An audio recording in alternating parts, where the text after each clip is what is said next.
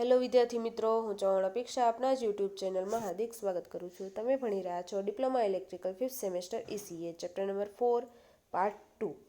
Part 1ની અંદર આપણે અલગ અલગ કમ્પોનન્ટ વિશે જોઈ હતું, બેઝિક માહિતી મેળવેલી હતી, બરાબર. પાર્ટ 2ની અંદર આપણે કમ્બાઇન સાયકલ પાવર પ્લાન્ટ વિશે જોઈશું.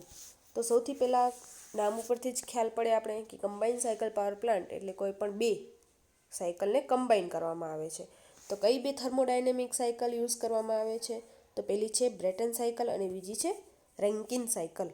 આ બે સાયકલને કમ્બાઇન કરી અને ઇલેક્ટ્રિકલ પાવર જનરેટ કરવામાં આવે છે, બરાબર.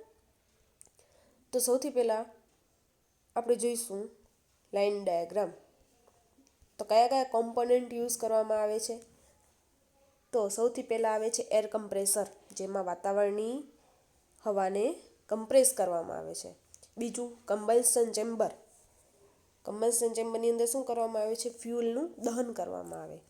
Gas turbine. ટર્બાઇનનો તો ખ્યાલ જ છે તમને. ગેસ જે હશે એના દ્વારા મિકેનિકલ ટર્બાઇન ચાલશે, એટલે ઈ ટર્બાઇન, ગેસ ટર્બાઇન, ગેસ દ્વારા ટર્બાઇન ચાલશે, બરાબર.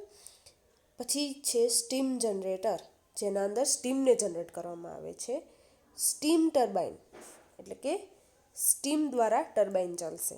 અને છેલ્લું છે કન્ડેન્સર, જે કન્ડેન્સર દ્વારા ટર્બાઇનમાંથી આવતો જે એક્ઝોસ્ટ સ્ટીમ છે એને ઠંડી પાડવામાં આવે છે અને એનો રિયુઝ કરવામાં આવે છે.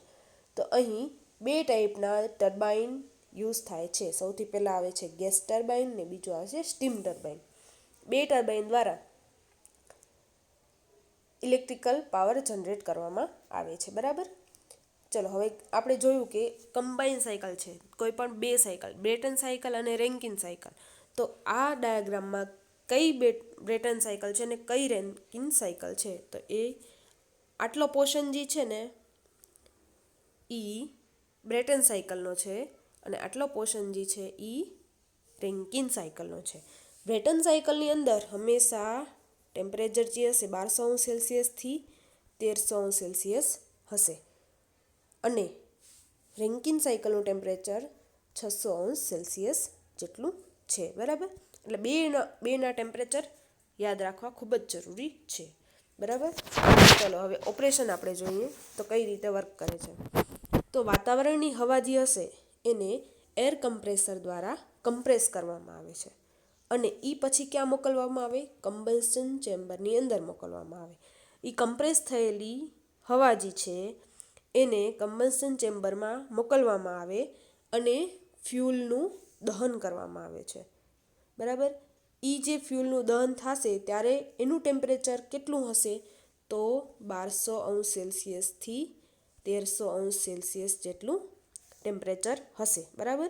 એ ફ્યુઅલનું દહન થઈ અને એ જે હોટ ગેસ, ગરમ ગેસ મળે છે, હોટ ગેસ, બરાબર, જે 1200 થી 1300°C જેટલું ટેમ્પરેચર ધરાવે છે, એ હોટ ગેસને ગેસ ટર્બાઇનની અંદર મોકલવામાં આવે છે અને એ હોટ ગેસની મદદથી ગેસ ટર્બાઇન ચાલે છે, બરાબર.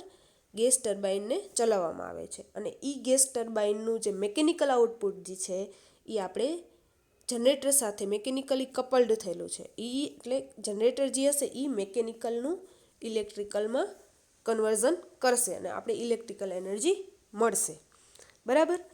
હવે આટલે સુધી ખ્યાલ પડી ગયો. જો વાતાવરણની જે એર હશે એને એર કમ્પ્રેસરમાં કમ્પ્રેસ કરી કમ્બશન ચેમ્બરની અંદર ફ્યુઅલનું દહન કરવામાં આવે છે અને એ ફ્યુઅલનું દહન થયેલા જે હોટ ગેસ જે છે એનું ટેમ્પરેચર 1200 થી 1300°C હશે. એ હોટ ગેસની મદદથી ગેસ ટર્બાઇન ચાલશે અને ગેસ ટર્બાઇન સાથે મિકેનિકલ કપલ તરીકે જનરેટર છે એટલે એ મિકેનિકલનું ઇલેક્ટ્રિકલમાં કન્વર્ઝન કરશે, બરાબર. એટલે અહીંયાથી આપણે જનરેટર 1 દ્વારા ઇલેક્ટ્રિકલ એનર્જી મળી ગઈ, બરાબર. હવે આટલી સાયકલ જે હતી એને શું કહેશે? બ્રેટન સાયકલ, બરાબર. હવે અહીંયાથી બીજો પોર્શન સ્ટાર્ટ થાય છે. એ કઈ રીતે?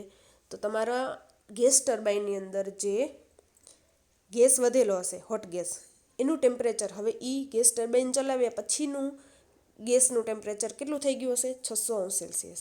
તો એ 600°C જે ટેમ્પરેચર જે છે હોટ ગેસ એને સ્ટીમ જનરેટરમાં મોકલવામાં આવે છે, બરાબર. સ્ટીમ જનરેટરની અંદર શું હશે? તો આ ટાઈપની પાઇપો રાખેલી હોય, એ પાઇપની અંદરથી ઠંડુ પાણી પસાર કરવામાં આવે અને આ જે હોટ ગેસ જે છે એ એની આસપાસ ફરતા હોય છે, બરાબર. એટલે એ હોટ ગેસ જે છે એનું ટેમ્પરેચર અને પાણીનું ટેમ્પરેચર બે એકબીજાને ઉષ્માનું આપલે કરે, એટલે જે પાણી હશે એનું વરાળમાં રૂપાંતર થશે. 100°C પાણીનું વરાળમાં થાય, આ તો 600°C છે, બરાબર. એટલે પાણીનું વરાળમાં એટલે કે સ્ટીમમાં કન્વર્ઝન થશે અને એ સ્ટીમ જે હશે એ સ્ટીમ જનરેટર દ્વારા બારે લઈ અને સ્ટીમ ટર્બાઇનને આપવામાં આવે છે અને એ સ્ટીમ જે હશે એના દ્વારા ટર્બાઇન ચાલશે. હવે ટર્બાઇન ચાલ્યું એટલે એની સાથે મિકેનિકલ કપલ તરીકે શું છે, જનરેટર 2. એટલે જનરેટર 2 શું કરશે, મિકેનિકલનું ફરી પાછું ઇલેક્ટ્રિકલ એનર્જીમાં કન્વર્ઝન કરશે, બરાબર. અને આપણે શું મળશે, ફરી પાછી ઇલેક્ટ્રિક એનર્જી મળી રહેશે, બરાબર. હવે એ સ્ટીમ ટર્બાઇન દ્વારા જે એક્ઝોસ્ટ સ્ટીમ નીકળે છે, વધારાની જે સ્ટીમ નીકળે છે વરાળ, એને કન્ડેન્સરમાં લેવામાં આવે અને એ કન્ડેન્સરની અંદરથી ઠંડુ પાણી પાઇપમાંથી પસાર કરવામાં આવે અને ફરી પાછું એ સ્ટીમ દ્વારા જે ગરમ સ્ટીમ હશે એને ફરી પાછી ઠંડી પડવામાં આવે છે અને એ ફરી પાછું રીયુઝ ક્યાં કરવામાં આવે, એ સ્ટીમને સ્ટીમ જનરેટરની અંદર કરવામાં આવે છે, બરાબર.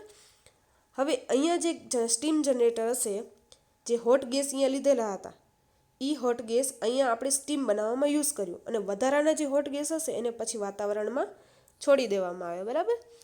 તો આ જે હતી બે કમ્બાઇન સાયકલ, બ્રેટન સાયકલ અને રેન્કિન સાયકલ, બરાબર. આટલો પોર્શન બ્રેટન સાયકલ જેનું 1200 થી 1300°C જેટલું ટેમ્પરેચર છે અને આ જે હતી એ રેન્કિન સાયકલ જેનું સેલ્સિયસ 600°C છે, બરાબર ટેમ્પરેચર. તો આ બેનું કમ્બાઈન કરી અને ઇલેક્ટ્રિકલ પાવર જનરેટર 1 અને જનરેટર 2 દ્વારા મેળવવામાં આવે છે, બરાબર. એટલે કમ્બાઈન સાયકલ પાવર પ્લાન્ટ કહેવામાં આવે છે અને બંનેની એફિશિયન્સી ખૂબ જ હાઈ મળે છે, બરાબર. શું કામ, તો અહીંયા 1200 થી 1300°C જેટલું ઊંચું તાપમાન છે એટલે ઊંચા તાપમાન પર એફિશિયન્સી વધારે મળે અને રેન્કિન સાયકલની અંદર ઓછા ટેમ્પરેચરે વર્ક કરે છે તેમ છતાં એની મહત્તમ એફિશિયન્સી મળે છે, બરાબર. તો આ બે ખૂબ જ અગત્યની cycle combine cycle power plant, બરાબર. તો આજનો ટોપિક અહીંયા કમ્પ્લીટ કરીએ છીએ, બરાબર. ધન્યવાદ.